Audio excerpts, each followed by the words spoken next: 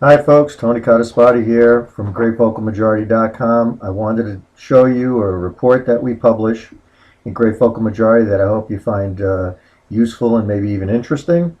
It relates to the monthly BLS, or Bureau of Labor Statistics, Employment Situation Report.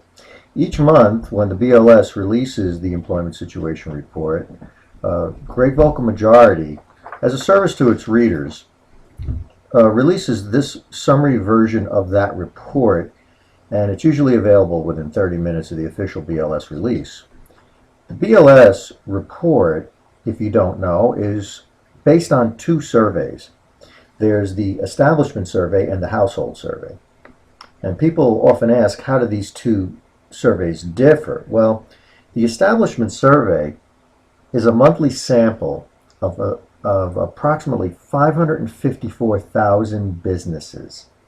And that covers about 1/3 of all people who are on payrolls that aren't working on farms somewhere. It's generally considered to be accurate to within about 100,000 jobs. I think around 90,000 is the number BLS claims it's accurate to within. And the Household Survey samples just 60,000 households by comparison, and that's considered to be accurate to within 436,000 jobs. So that's quite a difference in level of accuracy between the Establishment Survey and the Household Survey. Now, the discrepancies often result between these two surveys. And in this report, for example, you can see here the Establishment Survey shows 192,000 jobs were created in the month of March. The Household Survey, however, says that employment grew 476,000. That's quite a different number. Is it all due to errors from the statistical sampling? Well, not really. There's just differences in the way they do measurements. For example, the Establishment Survey is only a survey of people who are actually on payrolls. But not everyone who's employed is on a payroll, right? Someone coming back from an unpaid leave of absence in the Establishment Survey, that would look like a new job because they were off the payroll and now because they were unpaid, and now but they still had their job and they came back to it and now they're getting paid again. That would look like a +1 on the Establishment Survey. And similarly to that, someone who just got laid off but still getting paid,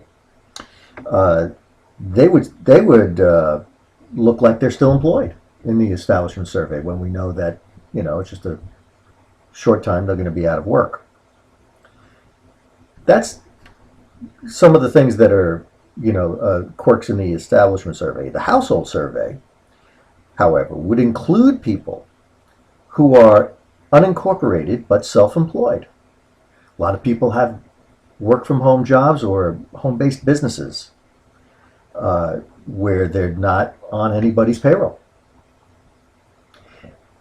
And those people only get captured in the Household Survey, where you have people who are unpaid family workers, or workers who are absent without pay.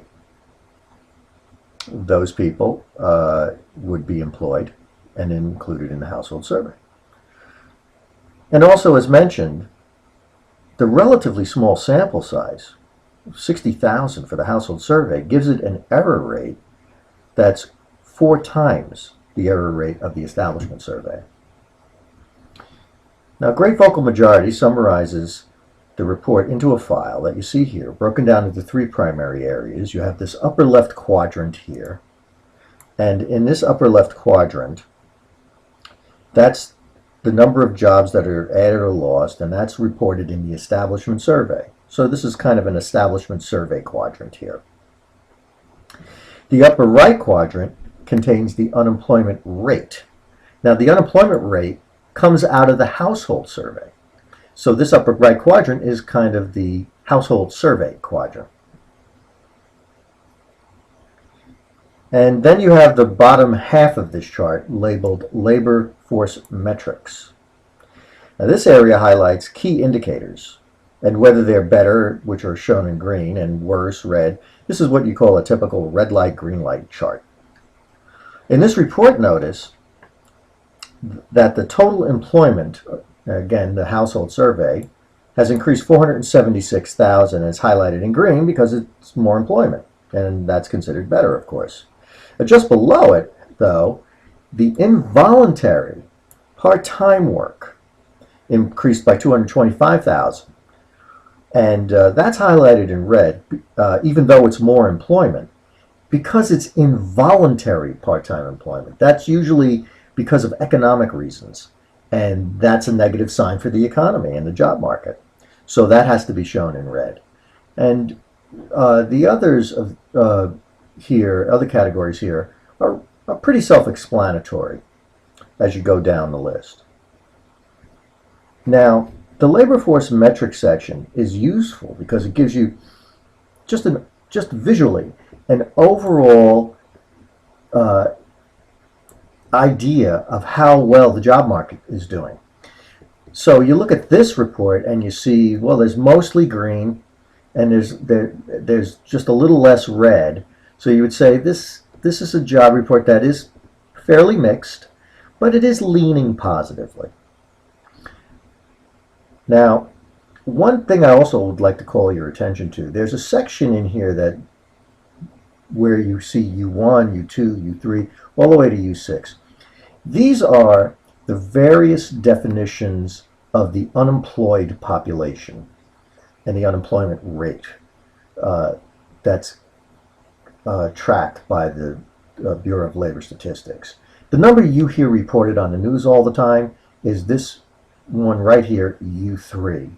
But you can see when you go down here to U6, which includes people who are peripherally employed, people who are working part-time but would like to work full-time, and things like that. The unemployment rate here is far different. It's almost double what the U3 or the publicized unemployment rate is. I hope you find this chart useful in helping you understand the monthly employment situation report from the BLS. If you have any questions at all about this chart, feel free to contact me at the link below, and go to greatvocalmajority.com to subscribe, and you'll get a BLS report in your email when I post it each month. Thanks a lot.